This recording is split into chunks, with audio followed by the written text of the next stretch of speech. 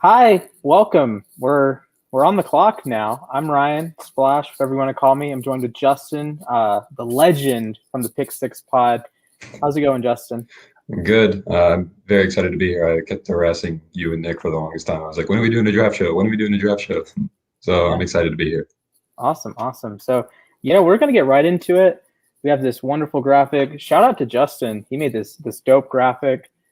Got our quarterbacks to start off with. Both have Lawrence at the top. Both have Mac Jones at 5. Then there's some chaos in the middle. On you. So I've made a change recently. I said I had Trey Lance at QB2 for the longest time, but recently Justin Fields has really been growing on me. And I basically moved him up to QB1A. And that means I'm saying that in this exact moment of time, Justin Fields is as good as a quarterback as Trevor Lawrence is. And this is really because I actually don't believe that Trevor Lawrence is worthy of the generational label that a lot of people have given him. And I'm going to show you guys why with a few clips. So if you just, in case you want to know. So right here, we have the 2020 National Championship against LSU. The two things that I noticed that Lawrence struggled with a little bit in college is A, throwing with anticipation, and B, throwing with accuracy. You can see right here, LSU is going to bring simulated pressure. They have 6 guys here in the box, but they're only going to bring these 4 guys right here. These 2 guys are going to drop. These 2 are in man coverage. What's going to happen is this safety is going to move over. Lawrence sees this, and this guy who's running a post right here is going to have a wide open section in the middle of the field to run to for an easy touchdown. Lawrence is flustered by the simulated pressure that LSU is bringing. So he scrambles with a clean pocket. He forces a throw, incomplete, 4th down. And this is a very coachable thing. But another thing that I believe Lawrence needs to work on is accuracy. You can see right here in this game against Syracuse, takes a snap. He fires a bullet right here. This is a very good ball, but it's just off behind this guy and right into the arms of the defender. I actually went to high school with this guy, and he's going to bring it all the way back for a pick 6. If you move forward in this clip, we get another angle. See, he throws it behind his receiver into the arms of the defender, and you can stop sharing. So with Lawrence, I believe he's QB1 for a reason. He's great. He's amazing. He's otherworldly. He makes some crazy throws. But I just don't believe he's on the upper echelon with, say, the Peyton Mannings and the John Elways and the Andrew Lucks in the NFL draft world. Maybe I'm looking too far into this. I mean, we see Patrick Mahomes every other week. He throws a couple of lame duck passes, and then he throws a 60-yard bomb to Tyreek Hill on the run. None of that previous stuff matters. But I think Lawrence will be great. I just don't think he'll be as great as people are making him out to be. I think that's absolutely a fair assessment of Lawrence. He's been QB1. He's been the anointed one, the chosen one for years. And Frankie and Nick mentioned it on the show that maybe you didn't really look into it. Maybe you just take it for granted that he's actually this superstar quarterback prospect.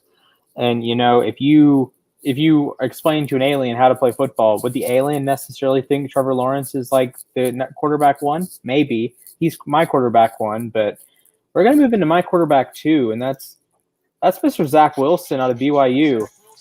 I hate to be cliche about it, but he has the it factor, the wow factor, whatever you want to call it. He can make all the throws, and there's a lot of guys that can make all the throws. That's not special. He plays with immense swagger, and that's a cliche in its own right.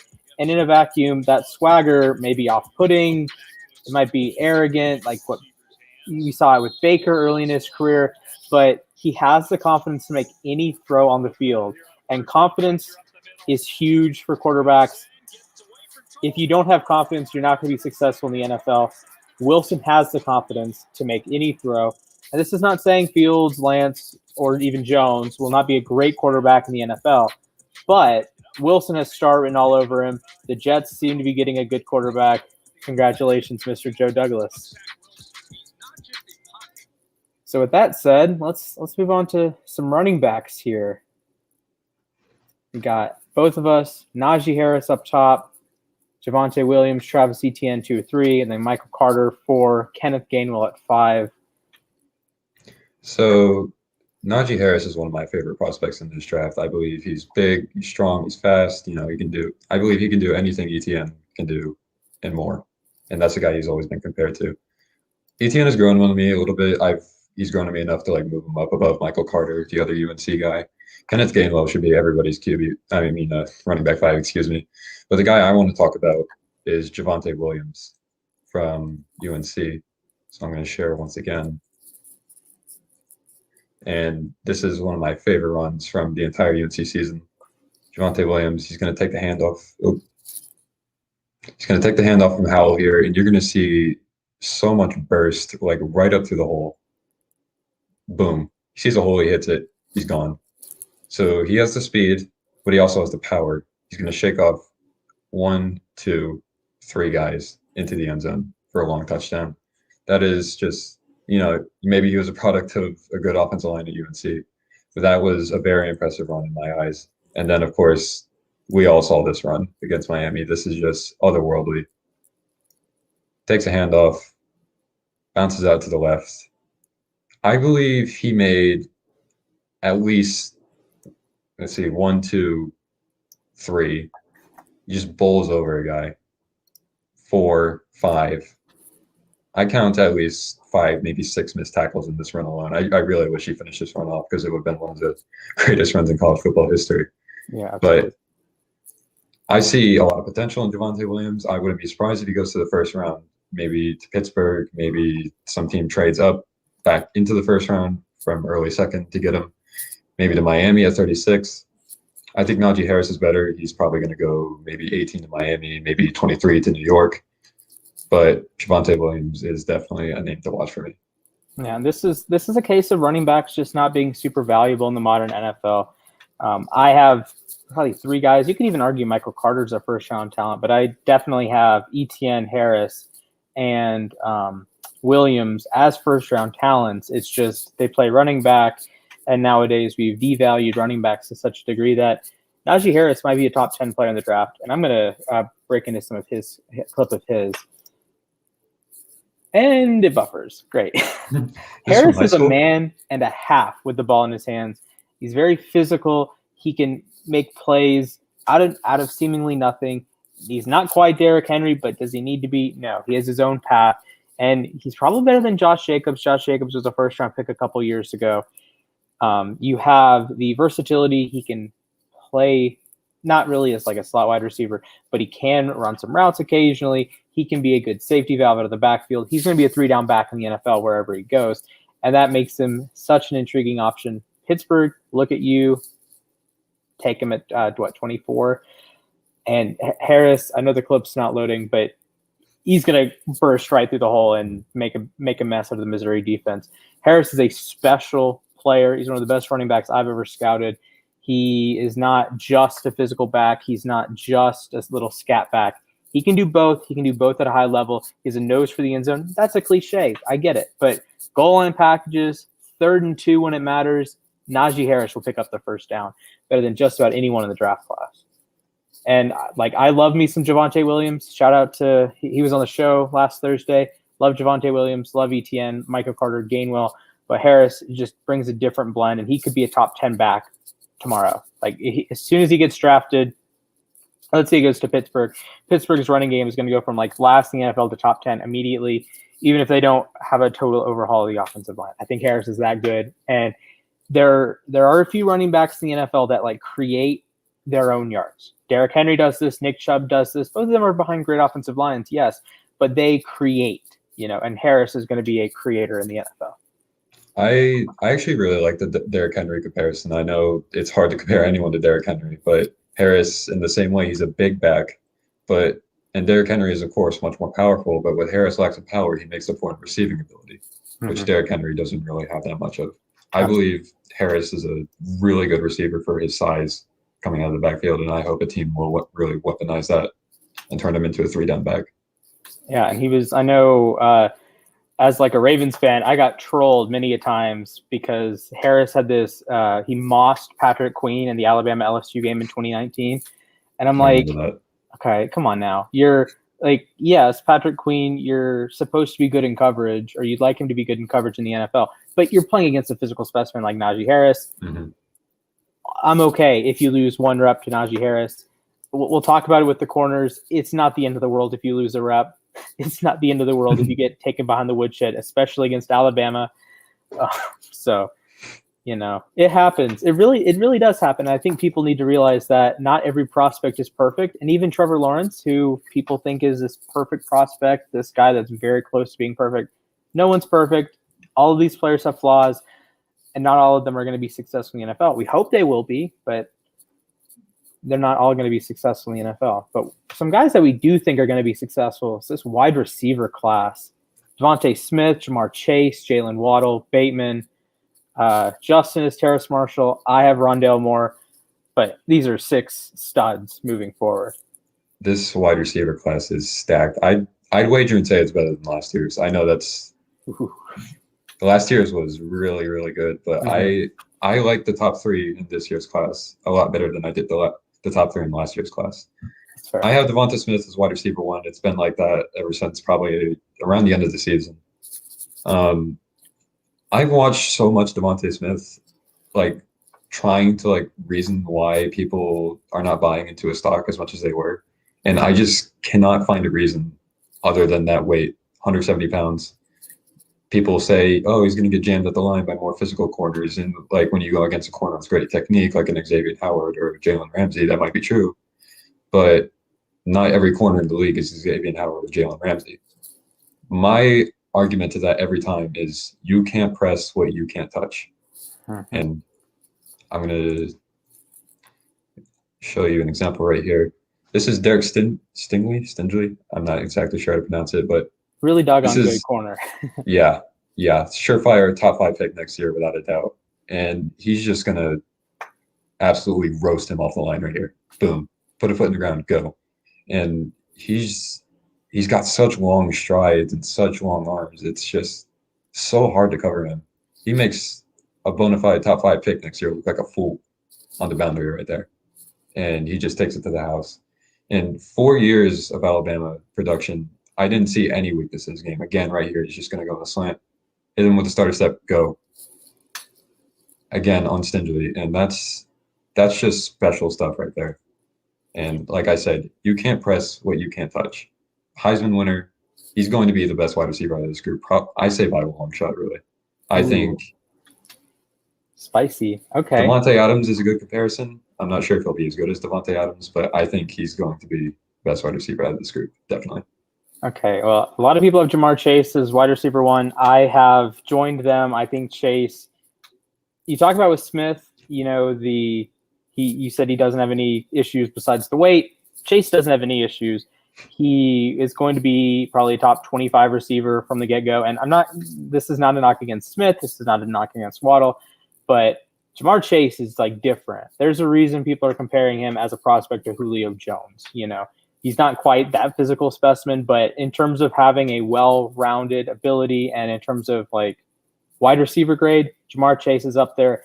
But for my money, the best wide receiver out of this class could eventually be Mr. Rashad Bateman out of Minnesota.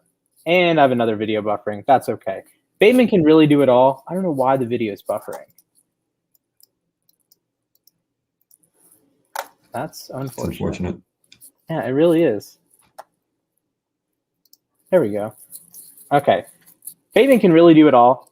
He may not have any A-plus traits like Chase, like Smith, like Waddle speed, Smith's just route running savvy, Chase physicality, but Bateman does everything at a high level.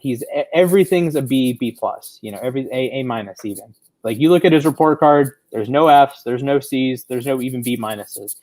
He's a smooth route runner. He has good hands. He wins at the point of attack. He wins at the catch point. He can really break down I would venture to guess, any cornerback in the NFL. I think Bateman can get his wins against. He's good, not great vertical speed. He's not going to be Tyreek Hill. That's fine. There's only one Tyreek Hill, and there's only one Anthony Schwartz, friend of the show. He was confined to the slot in Minnesota, as you see in some of these clips. They did a lot of run-pass option. He was like this first little read. But Justin Jefferson last year, he was supposed to be just a slot guy for the Vikings. Then he becomes like a top 10, top 12 wide receiver as a rookie. So Bateman can absolutely like follow in Jefferson's footsteps and go from wide receiver 4 in his class to being perhaps the best one as a rookie. And I would advise picking him up in fantasy, depending on the quarterback that he's paired with. Mhm. And we have somebody in the chat asking thoughts on Trey Smith, and I'm very glad that somebody asked that because I love Trey Smith. That is a guy who's probably projected to go fourth, fifth round right now. I believe is more of a day two talent. Round two, maybe round three. I want him to be Miami's pick at 123 if they traded that pick away. Damn it. Maybe even 81 if there's not a better option available. Shi Smith is a really, really underrated guy in this draft class. And while I have the opportunity, I just want to say, if any of you have any questions, go ahead and feel free to put them in the chat. We'll try to have like a little Q&A at the end of the show, and we'll answer any questions that you guys may have. Absolutely. Also, take the time, like the stream, subscribe to U Stadium on YouTube, follow us on Twitter, Instagram. Download the app. It's U Stadium. You can download a Google Play Store, the App Store. I'm at Splash. He's at JWD. And with that said, let's move on to some tight ends. And we have some agreement at the top here. Pitts, Freiermuth, Jordan. Pitts, he's really tight end. Just you got to have the air quotes there because he would be my wide receiver one. Maybe what your wide receiver one? He's player one, period. Oh, okay. Yeah, I say best player in this class. I'm down for that.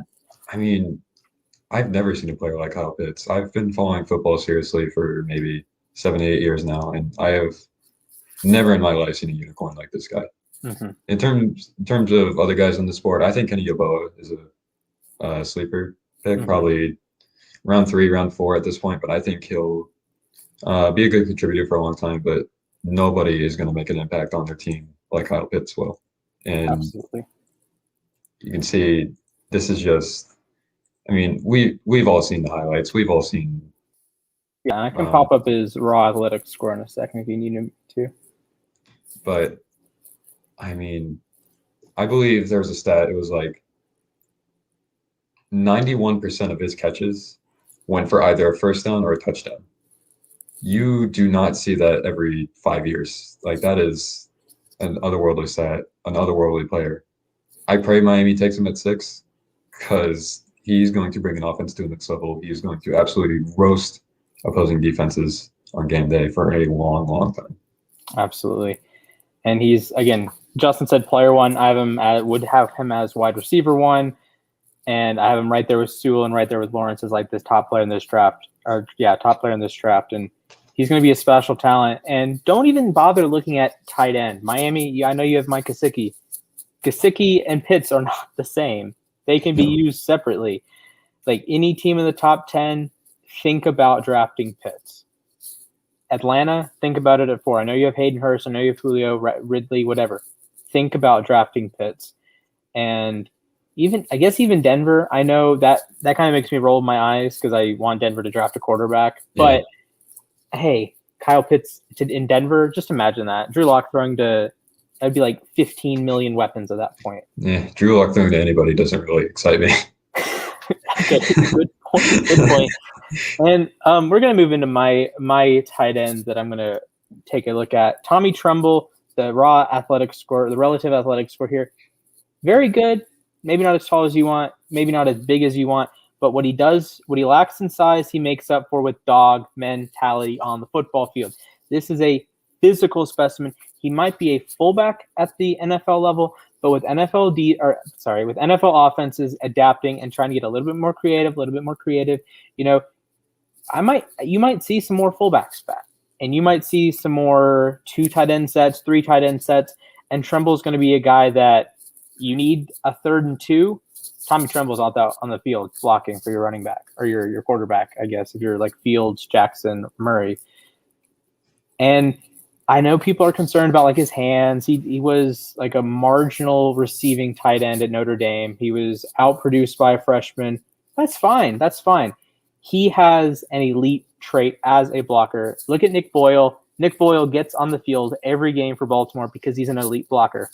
He may not give you anything as a receiver, but if you can do something elite at the NFL level, that will put you on the football field.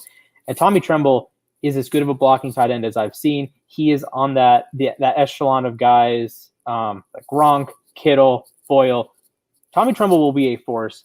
Might not be a household name, might not catch many touchdowns. Don't draft him in fantasy, but he's going to be a force for a long time for whoever drafts him. Probably a 3rd round pick, maybe like a guy that goes like around 95, like the comp pick area. But, very talented blocker. And if you get anything out of him offensively, that's a bonus. And 400th tight end from Notre Dame in the past couple of years. This is true. This is true. If you care about bloodline, if you care about like where someone goes, I disagree with you there. But if you care, he went to Notre Dame, and Notre Dame has like 1 million tight ends that have been halfway decent in the NFL. And, you get good blocking out of Notre Dame. Look at Zach Martin. Look at Eichenberg in this class. Look at Ronnie Stanley. Like Notre Dame, you get your good blockers. They've got 4 good offensive linemen in the draft this year. Aaron Banks, Eichenberg, as you mentioned. Another guard prospect, I believe, Haynes Young from the right tackle.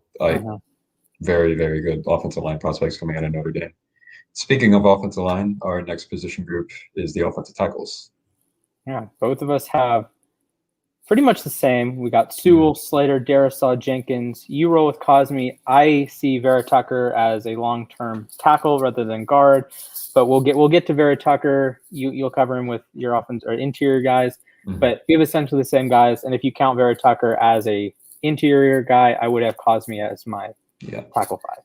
So pretty good tackle class. I'm not quite sure if it's as good as last year's, but what I can say with certainty is Penei Sewell is definitely second best player in this class. I had him at player 1 for a long time, and then I fell in love with Kyle Pitts.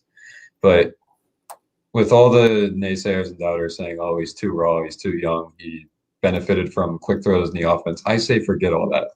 Penei Sewell is a violent man on the offensive line. And I'm going to show you guys right here. You can see immediately, screen pass, boom, puts a guy in his ass. Oh, we're getting a buffer. Herbert throws out a screen. He's in open space, dives, boom, puts another guy in his ass. That is freakish athleticism right there. And you move to another play. He's smart as well for only being 20 years old. And I believe this was his sophomore year during this clip. Only a sophomore. He's only 19 during this clip. He double teams this one guy. He recognizes that his running back over here is one-on-one with an edge rusher. He makes his way all the way from over here to come and block this edge rusher. Flattens him. Another buffer right there, my bad. And Penei Sewell is just on another level of freakish athleticism. And if Cincinnati passes on him, I believe it will be one of the worst decisions in recent memory. Cincinnati and offensive line has to be like the biggest need right now. Riley Reiff is not going to solve all your problems. And you are not going to go anywhere in this league until you invest in the offensive line. I would wager to say Cincinnati should draft Penei Sewell in the first round. Then they should draft another guy in either the second or third, and then they should draft another one in the fourth, because this is a very deep offensive line class. You get some quality starters on day 2 and even early day 3. Get your weapon in round 2. This is a deep wide receiver class, good slot wide receiver class. Boyd and Higgins are fine on the edge. Get yourself a slot guy in day 2. Draft Penei Sewell at 5 and have him anchor that left tackle or that right tackle spot. We saw that he's been working out at right tackle. Have him anchor one of your tackle spots for a decade to come. Absolutely. You have Jonah Williams at left tackle. He was fine as in his pseudo rookie season because he missed all of 2019. But if you put Jonah, Penei, you're going to have 10 years of success there. And what I thought was important, the Bengals released their new jerseys today. There was one picture that Burrow was sitting on a throne, and you could see his knee, and you can see a huge scar right down the front of his knee. If that's not screaming draft Penei Sewell, I don't know how much I can preach that. I know Pitts is unbelievable. I know Chase is unbelievable. I know Devontae Smith is unbelievable. But you will need to draft Penei Sewell. Why am I giving the Bengals advice? I don't know. But we're going to go into a guy that plays in uniforms like he looks like plays in Bengals-like uniforms, and he's physical.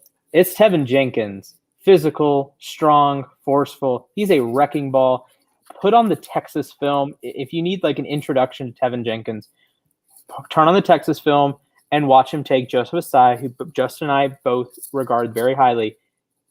Jenkins just takes him out of the game. Just like there are just a few guys every year in college football that just erase, like just pink eraser, you're gone.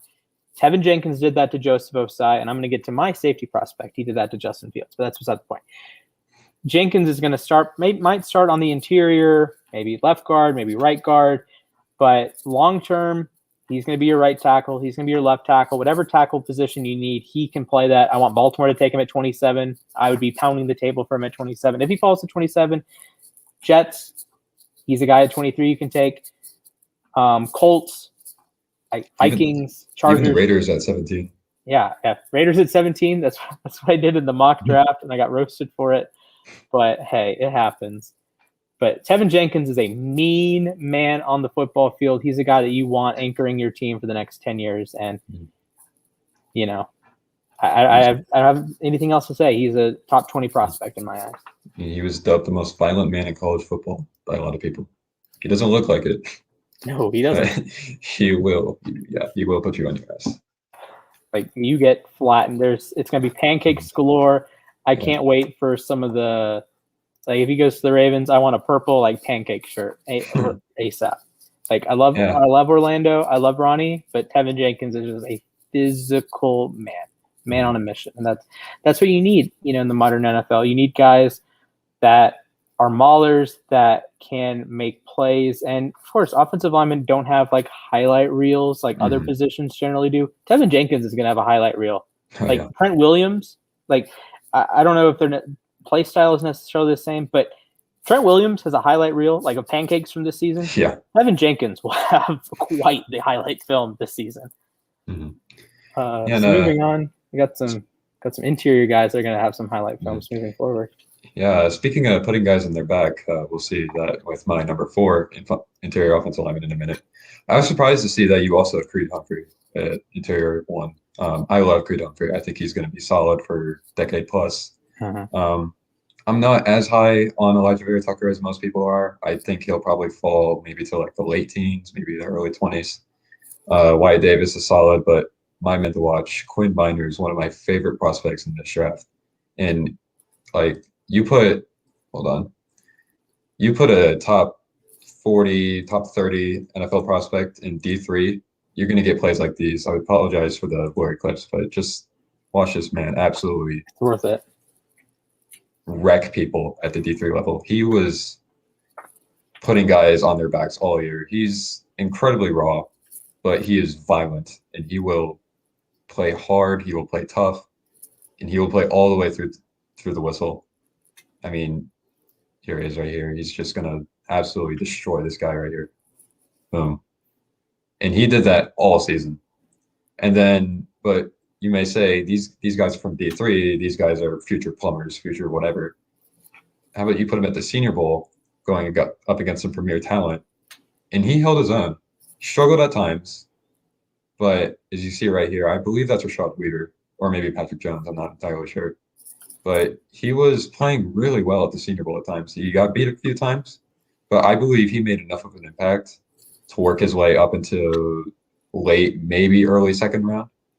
He plays guard, he plays center, and he's just a freakish athlete who, with NFL coaching, I believe will be great for a long time. I see a very similar situation to Ali Marpet of the Tampa Bay Buccaneers, guy from a small school who was just messing people up for years, went to the Senior Bowl, shine, got drafted day 2, and now is an integral part of that Buccaneers offensive line. I think Quinn Miners is going to be very similar. He's going to that path. He's going to make a team very happy on day 2. Absolutely. I love Miners. I previewed him on the Time Out With You Stadium show that I was on. He's going to be a beast. I really want to see Detroit draft him early in the second round. He's a guy that at Wisconsin Whitewater played a lot of guard, but he did play quite a bit of center at the Senior Bowl. Can play both. If you're Detroit, you play him at guard because you have the Lord and Savior Frank Ragnow, the GOAT. But look at that line. Decker, Miners, you throw in the Ragnow, of course. You're really building a solid offensive line, and say what you will about Jared Goff, but quarterbacks look better when they have a good offensive line. And I'm pretty low on Detroit, but if you're telling me that they have legitimate NFL players across their offensive line, you're going to win some games with that. you're going to win some games with DeAndre Swift. You're going to win some games with whoever they drafted 7, whether that's Waddle, Bateman. Bateman might be a little early, but Smith, Pitts, heaven forbid Pitts, TJ Hawkinson and Kyle Pitts in the same offense. Imagine that. Wow. I don't really want to imagine that, but that's scary. That's scary. So I'm going to go into my interior offensive lineman. That's Trey Smith, 2-time All-SEC team. He does have some injury issues in 2018. He had heart problems, and he didn't play much. I understand, and I understand that he is not going to be on some teams' draft boards. I get it. We're going to talk about a guy. Both of our edge one is an injury concern. But when it boils down to drafting good players, Trey Smith is probably a first-round talent. And you can even look back to Landon Dickerson. Probably a first-round talent. It's just the injuries. Dickerson tore his ACL right before the SEC title game. And Trey Smith has the heart issues like Montez Sweat a couple years ago. You draft good players.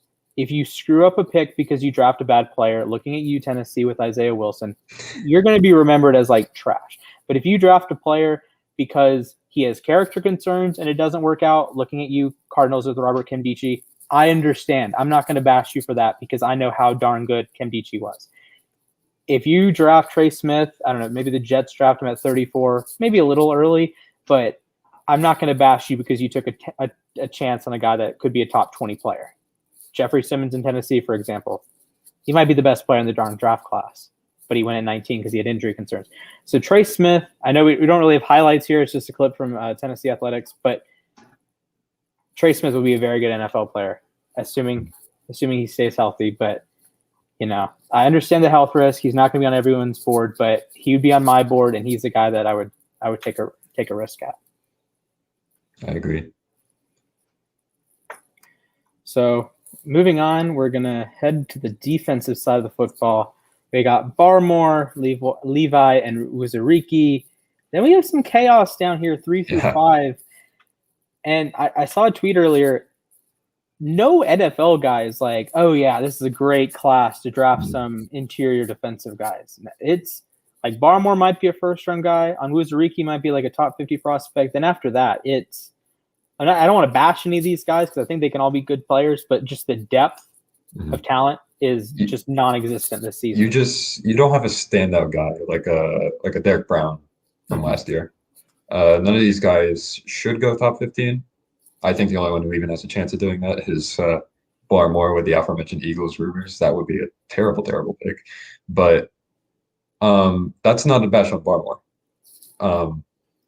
Barmore is a very good player. I believe he should be like a late first round pick to maybe the Saints at, I believe 27 is where they're picking, would be a good fit. 28. Another guy, Milton Williams. I was not aware of this guy until the UMOC actually, when I believe it was either the Browns guys or somebody else who picked him. And I was like, who is this dude? He wasn't on the draft board. I looked him up. He is very, very good player. He's going to make a team very happy on probably day 2 or day 3. But going back to Barmore, he showed flashes of brilliance toward the end of last season. Here against the aforementioned very good Notre Dame offensive line, he's a very good against the run. He's very athletic. You see right here, whenever the clip decides it's going to start. Yes. He goes against the run. Difficulties. Yeah. So he's just going to bully this guard right here. He's going to get off the block. He's going to tackle the running back. I'm not sure which guard this is, but as we know, he's an NFL prospect. And Barmore is freakishly athletic. Again, same game. He played very well against Notre Dame and very well against Ohio State in the national championship game. He bullied Wyatt Davis, I believe it was. Again, right here, he's just going to swim right in between the center and the guard and take down Ian Book, who's a very mobile quarterback. And like I said, I don't think he's top 15, but he has potential. And I believe that whichever team takes him for the end of the first will be getting a pretty good football player. Absolutely. I love Barmore. I saw the Eagles rumors at 12. Might be a little rich, but you're getting a good player. And I think that's what teams he might not be the sexiest pick. He's going to play defensive interior. He's going to play like the Fletcher Cox role.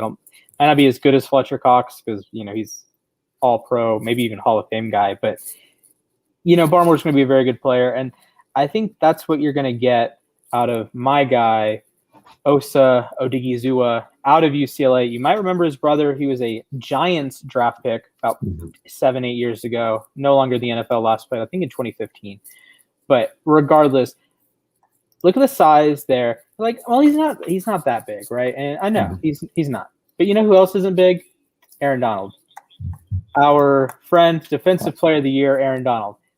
I don't want to compare Odigizua like directly to Aaron Donald. That's stupid. I know that Aaron Donald might be the best defensive player to ever live. Odigizua is, if he's even 2% of Aaron Donald, whoever drafts him will have a very, very happy draft night. And I think that's the thing to note with Odigizua is that the talent is there, the skills are there, the size is there, and there is I really like if he goes to, say, the Chargers. Brandon Staley, defensive coordinator with the Rams in 2020, knows how to use Aaron Donald. If you get a guy that knows how to use Odigizua, he will be a very good NFL player, like maybe a Pro Bowl guy in the future. And he's going to be like a solid pass rusher. He can play against the run fairly well. I think he's going to go maybe late second, early third. I have him as like maybe 55 on my board around there. So late second, early third. You're getting a steal, I think. You're going to get a guy that has Pro Bowl caliber, Pro Bowl potential on the interior. And that can be tough to find, and this is not necessarily the greatest defensive class ever. We talked about how the defensive line is fairly weak outside of even Barmore and Wuzuriki, but Odigizua can be a Pro Bowl guy in 4 or 5 years. I saw that spin move. That's crazy for an interior defensive lineman to be moving like that. He's a machine, and the athletic profile, look, he's not going to be Aaron Donald, but if you are that athletic, it's hard to fail, and even like Ed Oliver, he hasn't been the best pick. He was the next Aaron Donald, right? He was also number 7 draft pick, so he has super high expectations. If you say get Ed Oliver in the middle of the 3rd round and he's playing like he is now, you got to steal. And I think that's what you can get out of Odigizua. Of course, I loved Oliver coming out of Houston. Yeah, same. Odigizua is like maybe the light version of Oliver, the ultra light version of Aaron Donald. But he's going to be really good. And remember his name, learn how to say it, Odigizua. Justin gave me a lesson on how to say it this morning. I'm not even sure if I'm right, so yeah. Oh wow. So whatever. One of us might be right. Uber talented player, and draft him in the 2nd round, 3rd round. Chargers, I'm looking at you. I'm wearing your Weddle jersey right now. Draft him in the 2nd round. You're not going to be disappointed. Speaking of not being disappointed, this is a pretty solid edge class. There might not be like a Myles Garrett or Khalil Mack or Jadeveon Clowney in this class, but you have like probably 10 guys that could go from like 20 to 60, something like that. There's a lot of guys and there's a lot of schemes. And both of us have Jalen Phillips at the top. We actually have the same 5, right? Yeah, we have the same 5. Yeah, but just different order. Yeah, it's really just scheme fit. Jalen Phillips, he's not going to be on everyone's draft board because the injury concerns. But oh boy, this is a fun edge class to break down. Yeah, it's a very confusing edge class. I'll say that. I probably spend more time changing this around as anybody else. I've had Aziz number 1. I've had Pay number 1. I think I had Rousseau number 1 at one point. I eventually settled on Phillips because I think he's the most talented player. But like you said, some teams aren't going to have him on their draft board. I would not have him on my draft board if I'm picking. I just think the extent of the injury history is just a little too much for me to handle. But one guy I want to bring attention to is my edge 5, Joseph Osai, who I've loved for probably the entire year. And I believe this feels a little weird praising him after you said that Tevin Jenkins just bullied him earlier. But he's not the best pass rusher, but what he does do very well is stuff the run. He's a very aggressive tackler, and you can see it right here. He's going to get off this block. He's going to find the running back, and boom, he's just going to drive him backwards onto his back.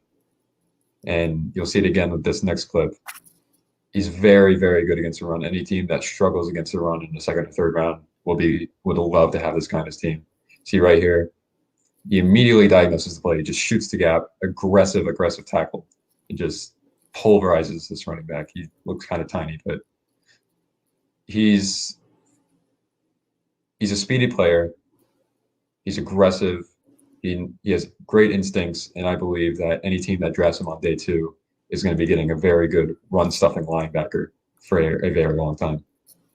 Absolutely. Love Osai, and also shout out to Alec in the chat. Osai going to make an excellent Raven.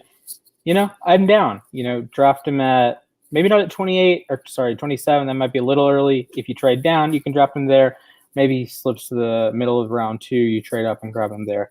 But I think Osai is going to be a great player. He's number 4 on my board. But I'm going to highlight both of our number ones, Mr. Jalen Phillips. I talked about the injuries with Trey Smith. I'm going to talk about the injuries now with Phillips. He retired from football from concussions. That's an immediate red flag, I understand. But he's a guy that he's maybe a top 5 pick if you don't have the injury concerns. Talent-wise, he's a top 5 pick. Even production-wise, he's a pretty high pick. But he was, I believe, the number 1 player in his class. Like, say what you will about high school recruiting classes. 5-star guy, 5-star, like top of his class for a reason. The talent is absolutely there. If you're concerned about the injuries, I totally understand. If he's not on your draft board, I also totally understand.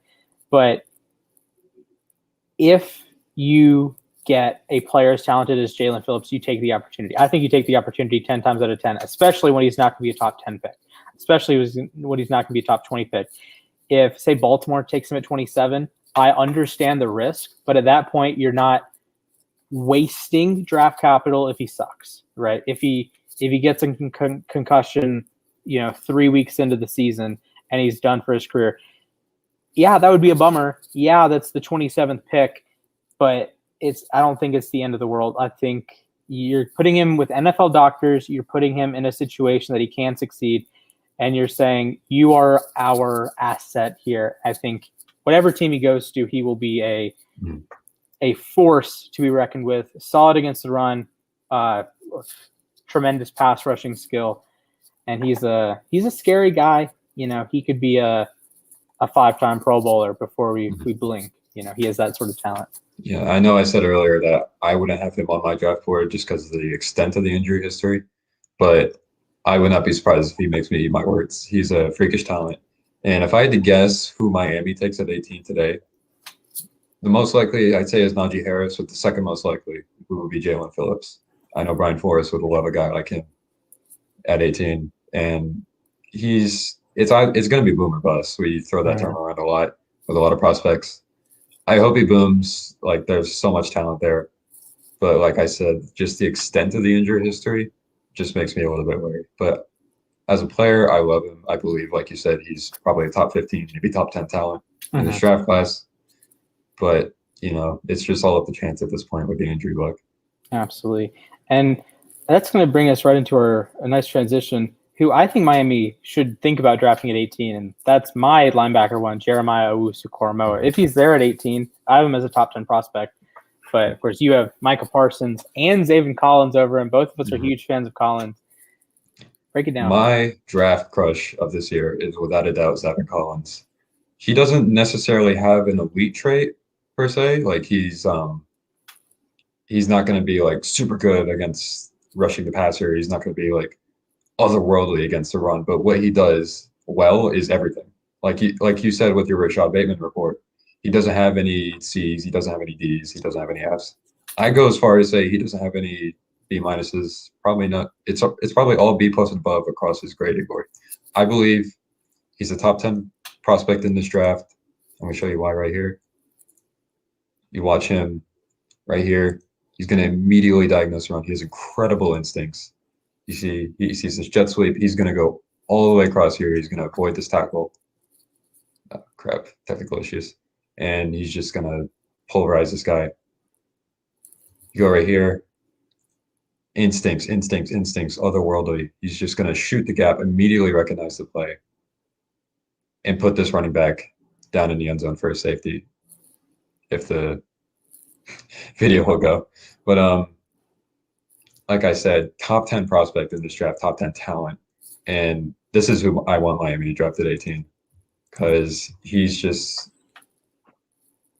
I can't point to any, like I said, I can't point to any elite trait about him that's gonna like make you say, wow, that's so good. But there's just nothing that you point to and say he can improve here or he could do better here. He's just so solid, and he put up some really good numbers at Tulsa. I believe it was somewhere in the 120 tackle range, 4 sacks, a couple of interceptions. He's good in coverage. He's good against the run. He's good at rushing the passer. It's just B's and A's all across the board for Zach Collins. And I believe he's going to be a tackle machine in the NFL, akin to, say, not necessarily Luke Kuechly or Bobby Wagner. He's probably going to play more on the outside, but he can play on the inside too.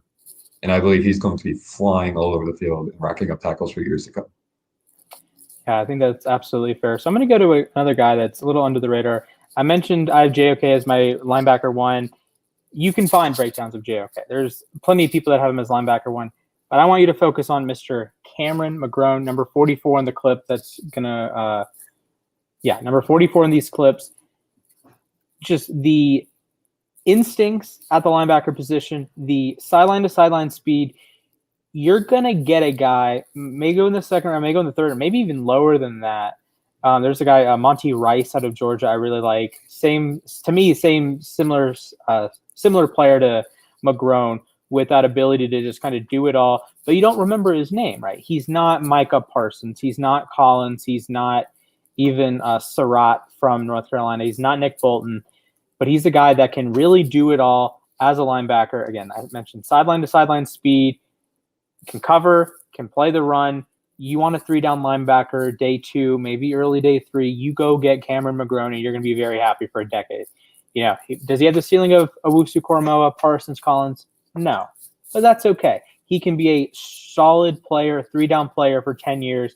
May not be a Pro Bowler, maybe like a one-time Pro Bowler if he's on like a loaded roster, But I think Magrone is exceptionally talented and will be able to make plays. In 2030, when we're doing this show again, we're going to be talking about, hey, Cameron Magrone led the NFL in tackles or had a couple sacks in like a key game, because he's that good of a player. And if there's a guy in this defensive group that I would be banging the table for Baltimore to draft, not in the first round, not in the second round, but third round, use that David Culley comp pick. Thank you, Houston.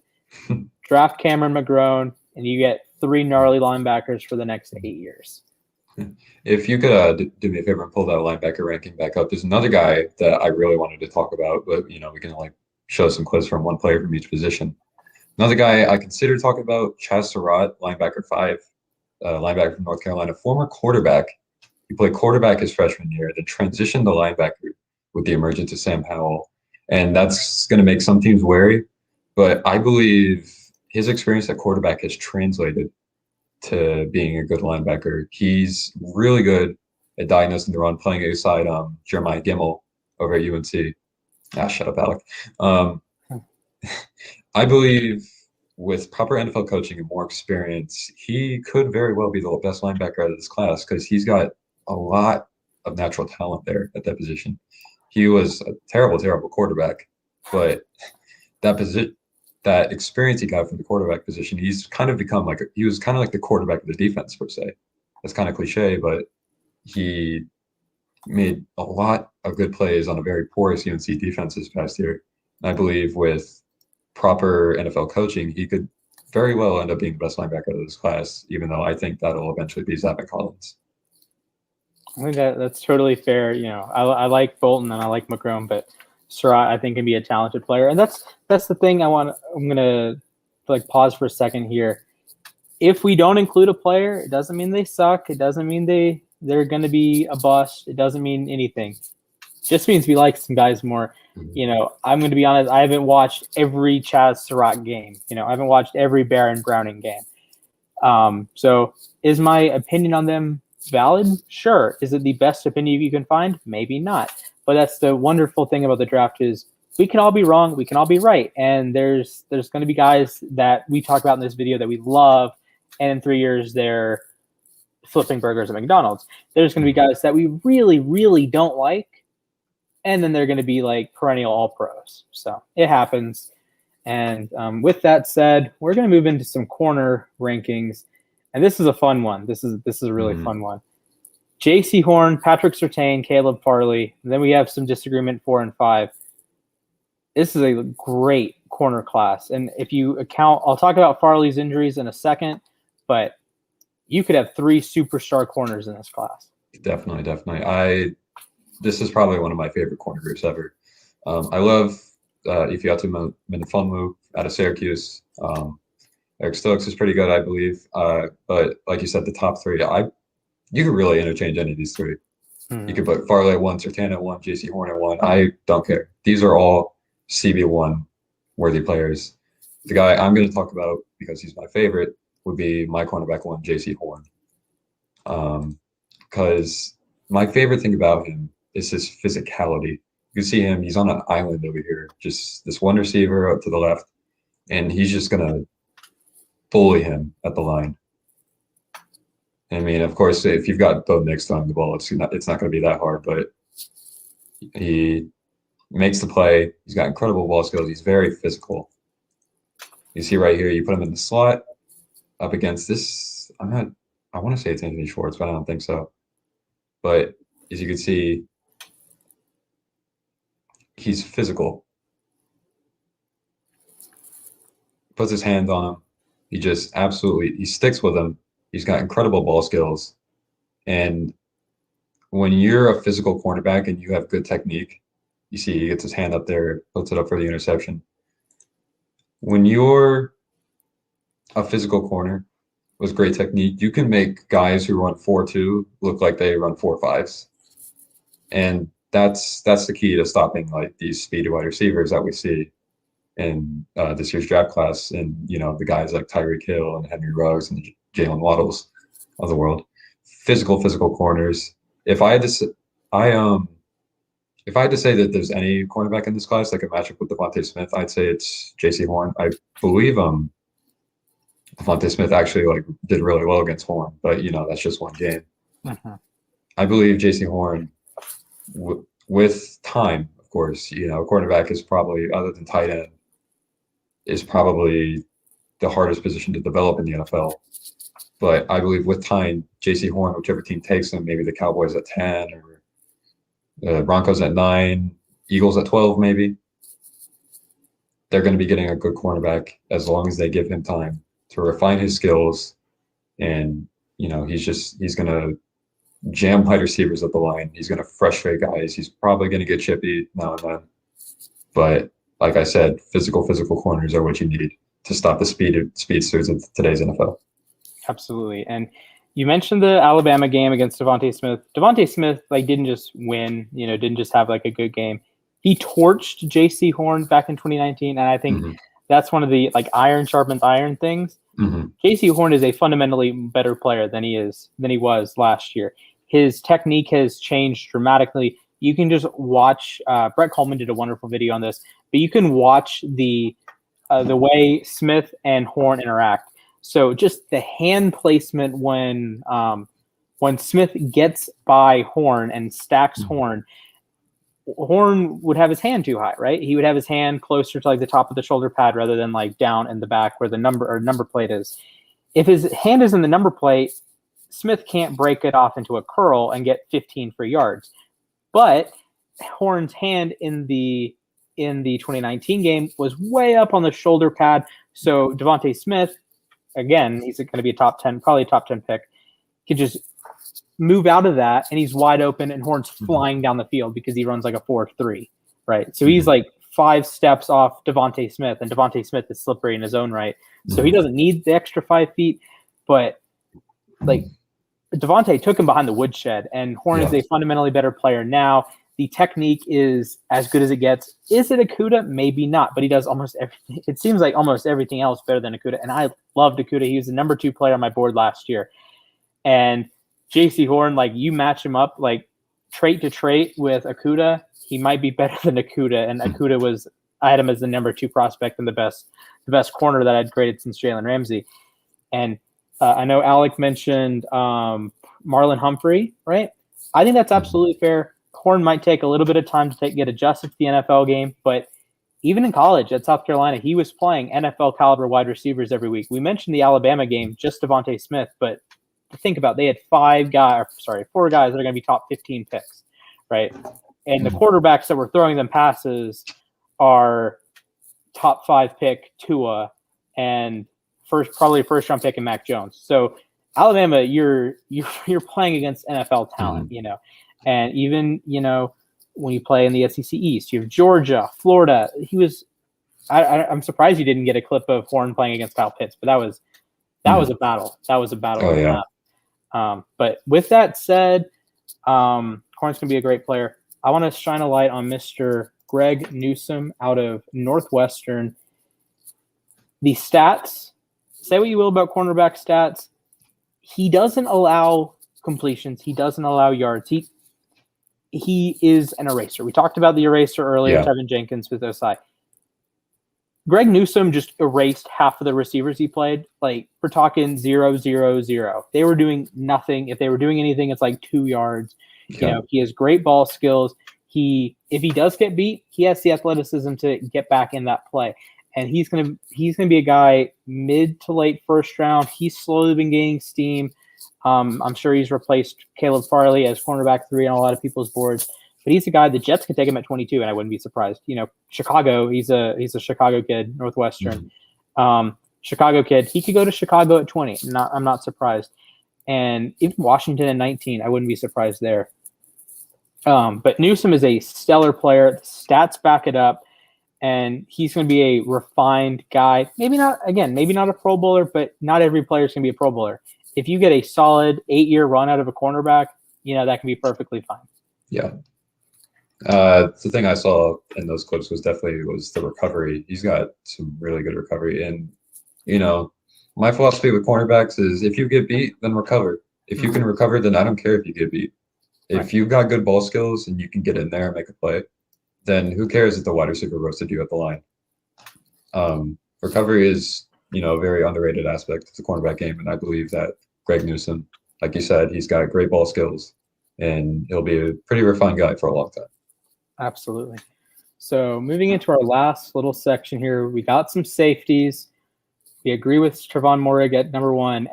And then it's just crazy. Moehrig should be everybody's safety 1. But after that, it's just chaos after that. Looking at this again, I think I'd actually put Jamar Johnson at the 5 slot over Talanoa. I believe that was an oversight on my part.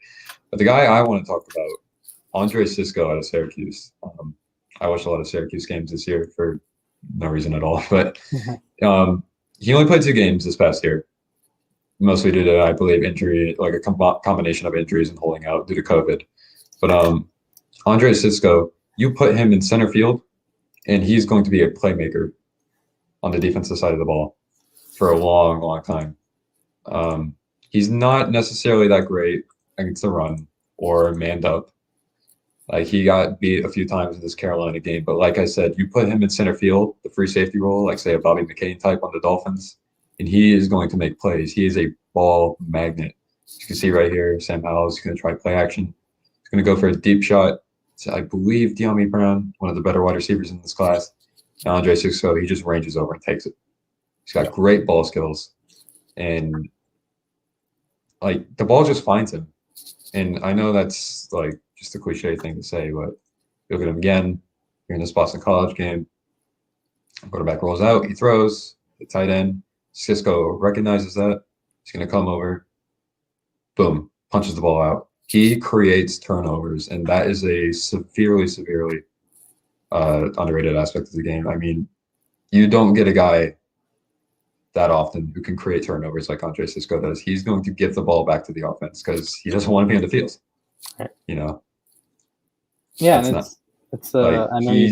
he wants to get off the field, and he's going to do that by giving the ball back to the offense. Mm-hmm. And you mentioned that with Greg Newsom, if you get beat, recover. And I watched plenty of Cisco, and he got killed sometimes. He would allow a touchdown here, And I don't want to necessarily compare him as a player to Marcus Peters. One's a corner, one's a safety. But if you get beat, and Marcus Peters does, Andre Cisco does, make sure there's something there for you. So Peters is always among the league leaders in interceptions, always among the league leaders in pass deflections, always among the league leaders in like screwing with the offense. And I think Andre Cisco from the safety position can be that guy moving forward. But I'm going to talk about Jamar Johnson. And there's a guy, maybe one guy every year that I watch on film, and it only takes one game. And it's just like, this guy has all of the talent. Jamar Johnson, his game is against Ohio State, against everyone's favorite Justin Fields. And this is, to me, this is the equivalent of Ashton Davis and what he did against Oregon and Justin Herbert in 2019. I thought, in a lot of ways, Ashton Davis was a first-round talent just because of what he did to Justin Herbert and what he did to that Oregon offense. Jamar Johnson made every play imaginable. You have him there running over a running back and sacking Fields. And then you have him here playing like Earl Thomas free safety. Are you kidding me? And this is like just the athletic, and then he just undercuts the route, just the athleticism there. I don't know. I know Baltimore, people are like, oh, draft a safety, draft Morig. I don't really want to draft a safety, but if I had to draft a safety, it's Morig in the or not Morig, sorry. It's Jamar Johnson in the end of the second round, in the third round, you know. He's an unbelievable player. And say what you will about, oh, it's only a one-game sample size. I know it's a one-game sample size that I'm basing a lot of my opinion off of. I watched some other games. He was very good in those games. He's a cerebral player. But in the game that mattered, when the lights were the brightest, when he's playing against a guy that could be a top 3 pick, he was the best player on the football field. It wasn't one of the running backs for Ohio State. It wasn't Wyatt Davis. It wasn't Justin Fields, and it wasn't Chris Olave. It was Jamar Johnson. And if you are the best player on the field in the game of that magnitude, that matters to me. And then the rest of the film is pretty clean, you know. And he's an excellent player. And Justin, you mentioned that you probably want him at 5 rather than off your board. But he's a stellar player. Yeah, that was an oversight on my part. I would definitely have him at 5, maybe even 4. During the UMOC, somebody took him, I believe, like 2nd or 3rd round, and I was like looking for him on the big board. I was like, where is he? So I had to like Control F his name. He was ranked as safety 35. Yeah, that one. I don't understand that, but he is definitely top 5 safety in a very, very weird safety class. Yeah. And I want to highlight Jamie and Sherwood. I came across him in the last like 3 days. I kid you not. Super talented player. Went to Auburn, so you have the whole iron sharpens iron because he gets all sorts of chaos in the SEC, and then he's playing against NFL guys, Schwartz, Williams, you know. And then last year, I think the entire Auburn secondary got drafted, right? Igbenogany is the one that I remember, but I think all 4 or 5 of them got drafted. Sherwood's the next in line. He might be a 4th-round pick, 5th-round pick, but I really like him. I watched some Auburn Auburn film over the weekend. Really talented player, and I haven't seen anyone talk about him. So he's a guy that he's, I guess, one of my guys, if you will, moving into this draft. Indeed. All right. With that said, let's roll through some comments. Let's see if we have any questions. So make sure like the stream first of all, subscribe to the channel, follow U Stadium on Twitter and Instagram. Join us on the U Stadium app. Again, I'm at Splash. He's at JWD. Let's roll through some questions. We talked about Trey Smith. This was a hot take on the app. Did you bash the Manziel pick? Oof, Manziel. I mean, I was so skeptical. I mean, like, I knew he was great in college, but like just like hearing like all the hype and then just like watching him play, like I just like nobody could have predicted that like he wasn't going to care at all and he had a massive drug problem. But I mean, like he stood. Like what made him magical in college was the fact that he was more athletic than everybody. He could, you know, make all these crazy off-balance throws, you know, like escape a sack, run 30 yards back in his own territory, then just launch it downfield. The stuff that made him magical in the NFL, like you just can't get away with that in the NFL. You're not going to be faster than everyone anymore. And I believe he had a shot. And just like everybody, he had a ton of talent. and he had a shot to be great, and he swung 3 times and he missed 3 times badly, and it's sad. I wouldn't necessarily say I saw it coming, but I knew it was definitely was probably the more likely option over being great. Right. I think if I remember correctly, so he went to the Browns. That doesn't help anything, first of all, especially that mid 2000s Browns era. Like, if there's a hell, it's the mid 2010 Browns. But you're talking, I don't know, the talent was there. Again, you can't really see some of the off the field issues. I guess Manziel, more than anyone had, you could see the issues. But sometimes they translate, and sometimes they don't. You have guys that get their heads screwed on, like while they're being drafted, and you go from a problem child, if you will, in college to being a really professional to, and you see it every year that there are guys that fail to adjust. There are guys that do that. And I think Manziel certainly failed to adjust. And 13-year-old me, 13-year-old me, probably thought he could be a okay NFL quarterback, but going to Cleveland doesn't help. And I don't think I ever saw like the star, like I would play with him in Madden, right? But I don't think, I think I've had a good difference between like who would I like to play with in Madden and who would be like a good NFL quarterback. And Manziel, definitely good Madden, like just sprinting around in circles. That's a lot of fun to me. But I didn't think he was going to be anything better than like a solid NFL quarterback. So like I'll take the L on thinking he'd be like a solid NFL quarterback, but I will take the dub on saying that I didn't think he was going to be a star. All right, we got Taylor. Can't wait to finally commit to the Colts after Howie takes Barmore at 12. I mean, you're getting a talented player, but you're probably going to have one of the top 3 corners. You're probably going to have one of the top 3 receivers. Take one of those guys. I don't understand the Barmore hype at 12. Like, you can get a Caleb Farley or a Jalen Waddle at 12 and have an immediate impact. Whereas with Barmore, sure, you get your Fletcher Cox replacement, but Philadelphia needs secondary help badly. Mm-hmm. And I believe they should go corner at 12. Yeah, I mean, if you want Barmore, that's fine. Just trade down, accumulate more assets. You can take another swing at a 3rd-round wide receiver. Take swings here, take swings there. But if you take him at 12, I think that's a misallocation of resources. Mm-hmm. Alex says, Milton Williams had pro day measurables not seen since Donald. Impressive guy. You mentioned him. He's going to be a talented guy, I think, moving forward. Look up his pro day numbers real quick. Let me see if I can find him. Alex, who is Washington drafting? I know you don't like Mac Jones, Alex. I know you don't like Rashad Bateman for some reason. Probably tackle. You can go Jenkins. You can go. I think of Vera Tucker as a tackle, but Vera Tucker works. I think Washington's in a good spot that they don't. I guess they don't have to take a quarterback. Like I probably would.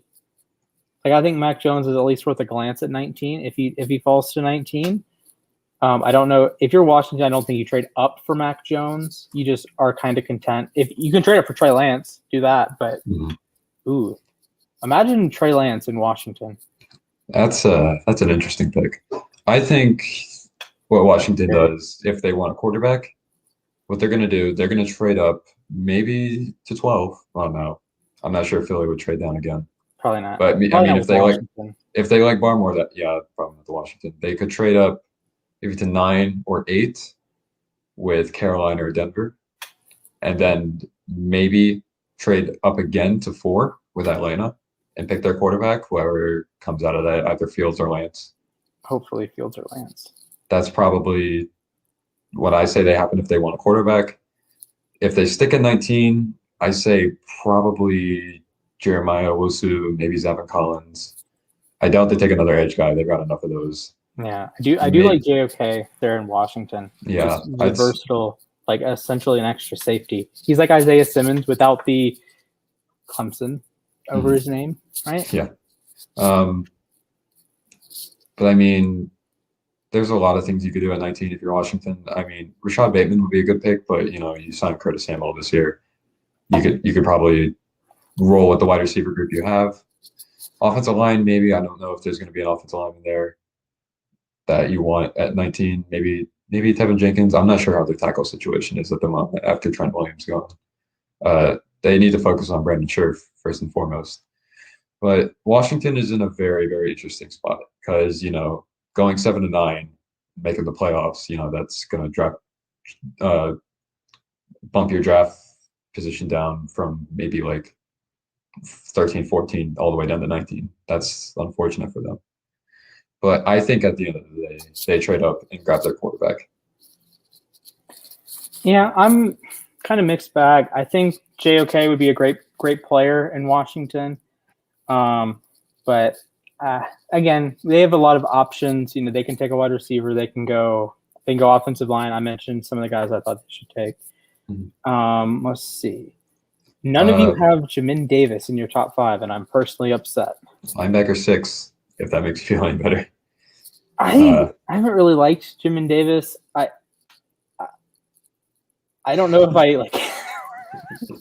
I don't think I hate Jamin Davis, but I don't know. When I do my PFF mocks, I see him as number 41, and I'm like, no, I don't want to take him in the middle of the second round. He's a guy that is closer to a third round talent for me, and I think Magrone's better. Probably linebacker 6 or linebacker 7, if that. So I don't know. I don't see it with Jamin Davis. I don't see the people are like, oh, he's going to be a first round guy. I don't see it. I just don't see it, Davis. I pulled up Milton Williams' pro day numbers. He put up a 4.63 at 284 pounds. Of course, pro day numbers, kind of sketchy this year, but still, even if that's like a 4.7, that is crazy. 20-yard shuttle in 4.33, 3 cone in 6.96, and 34 reps at 225 pounds. That is rare raw athleticism. I think, it says his raw athleticism score was 9.96 out of 10, second best in this year. That's insane. Only behind Jonathan Marshall out of Arkansas. Marshall, I think I've come across him in a couple Packers mocks I've done with Alex. Talented dude, athleticism. You're not gonna find too many guys that are he's gonna be a 6th or 7th round guy that he screams. Do you remember Dalen Mack a couple years ago to Texas A&M? Sounds familiar. But... I think he was a Ravens undrafted free agent, but I was 5th round guy, or the Davis twins. I don't know if they were twins. Davis brothers last year, Khalil and I'm blanking on the other one. Just hyper athletic, tested off the charts, and it's if you get them in an NFL coaching system, they're going to be good. And I think they might turn the corner moving forward. All right, let's see. I'm personally insulted by them not having Jack Carney in the top 5. Shout out to our boy Jack. Let's see. Anything else? Splash, I think you're thinking of the Brown, Davison Co. on the 2019 Auburn D-line, not their secondary. I promise, oh, wow. It was, okay, Igmanogany and Daniel Thomas got drafted. So it's 2 guys that got drafted. Maybe they had a couple guys drafted in 2019. Let's see. Because I'm pretty confident they had, their entire secondary got drafted at some point. Let's see. Yeah, it was Jamel Dean. Oh, okay. Am I really that wrong? Because it feels like they just had a ton of guys drafted in a short span. Speaking of Igbenogany, I think I've been a little bit harder on him than he deserves, but I do not understand drafting him over Antoine Winfield or a running back, in all honesty, if you're Miami, because you're already paying Xavier Howard and Byron Jones bags and bags and bags of money. Draft another position of need. We did get a solid safety in Brandon Jones in the 3rd round, or they're probably going to draft a running back this year. But Antoine Winfield, immediate Pro Bowler over in Tampa Bay. Yeah, that was disappointing there. I even liked Ashton Davis a lot in Miami. I believe your secondary coach was either the DC or a coach at Cal, right? That would have been perfect fit there. Yeah. Um, I mean, I like what Miami has at the safety spot. You got Bobby McCain playing center field. You got Eric Rose shutting down tight ends, and then you got Brandon Jones being a rotational piece, flying around the line in the box, getting tackles. Yeah, I just wish we had Antoine Winfield after that. Yeah, that's fair. So I'm going to go back. So in a 4-year span, the Auburn has had 2 corners, 2 safeties, and then Igbenogany, so a 3rd corner. So they've had their entire secondary drafted, not necessarily in one draft, but they had Davis and Dean in 2018, 2019. They had Igbenogany and the safety in 2020, and they're going to have Sherwood this year. So that's an entire secondary. I screwed up the wording on it, but that is an entire secondary. And Isaiah Wilson was literally the easiest bust to see coming. Yeah. This was just out of left field, man. I had him as like a 4th round grade, 5th round grade, and Tennessee takes him at 29. I mean, oh boy. I mentioned earlier, like there's always that one pick every year where you get a 5th, 4th round prospect going in the 1st round, and I don't understand why Miami traded for him. I mean, all it cost you was a 7th round pick swap. Delay that till next year, but. I mean, there was something going around, like he went to the same high school as Brian Flores, and people believed if anybody was going to fix him, it was Flores. Skips voluntary workouts, gets cut immediately. I feel bad for him. I hope he gets his stuff together, but he should not have been a 1st round pick. Yeah, I think this is definitely a case of the team busting more than the player does. Because I think that there's a million guys similar to Wilson that get drafted in the 4th round, no one cares, right? They get drafted in the 5th round, no one cares. But when you're a 1st round player and you have that label on you for the rest of your life and you can't figure it out, you play 3 snaps, all of them kneel downs. I don't know. I do feel bad for him. I don't feel bad for the Titans. They just didn't do their homework. Like, I may be a Titans hater, but if it was like a Kimdichie thing, like I feel bad for the Cardinals. They actually got a really talented player. He just didn't put it all together in the NFL. The Titans totally screwed up the pick. I feel bad for Wilson being put in that situation more than anything. So, all right. Any last words before we wrap it up today? I mean, it's great to be on. Great. I love talking about the draft. I'm hoping we get to do this again next year. Hopefully for a few more, a few more episodes than we're going to get to do this year. Yeah. But this was a lot of fun. Yeah, absolutely. Love it. We're going to do some more draft content coming soon. We definitely have a show next Monday. We're going to try to do something with Nick and Frankie Thursday. We could do some live stuff. I don't know if the comment section or people on the app would like that. I'd be down. I'm not doing anything next Thursday besides watching the draft. So if I could figure out a way to like pull it up on the pull up a stream on the big board here in the office that I'm in, that would be a lot of fun. That would be fun. I would love to do that. Yeah. So thank you for joining me, Justin. It's a pleasure as always. We need to get the pick 6 back. Yeah. Over the summer. Hopefully. I know they're all busy with stuff, and shout out to Fiend, Jack, Daniel.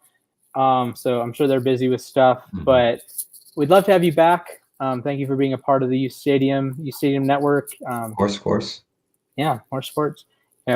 Make sure to subscribe to the channel, like the stream, follow us on Instagram and Twitter, and that'll be that. Make sure you guys join us next Monday. We're gonna hopefully be doing a live mock draft. That's my idea for next week. Awesome. Yeah, so, let's do it. Looking forward to that. We're gonna see PFF give an F- for Coach Sherman, right? Yeah, hopefully. All right. And with that, we're out. I'll see you next week. Peace.